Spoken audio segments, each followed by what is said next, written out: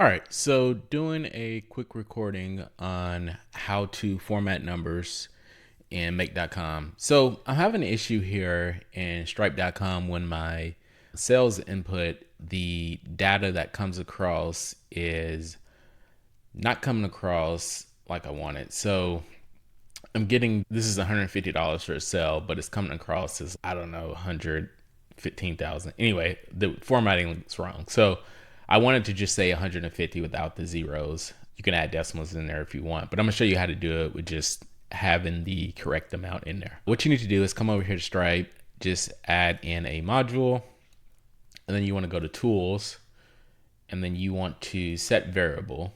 So in order to do it correctly, you just want to go bracket, and then I'll just put this in now, the amount, and then let me add these on in, quote, and then just do a space and divide it by 100, and then let me just close it and save that, save it here, and then we'll just run this module only to do a test there. Nothing came through because I don't have data running through, but just wanted to make sure that it tested successfully. And then now I'll just do run once right here. And then I'll just send a test charge over. And let's just check the data. Okay, cool. So now it has the formatted amount with the paid 150. I have the dollar amount in here, so it shows up there. You could add it ideally in front of here, and that will add it.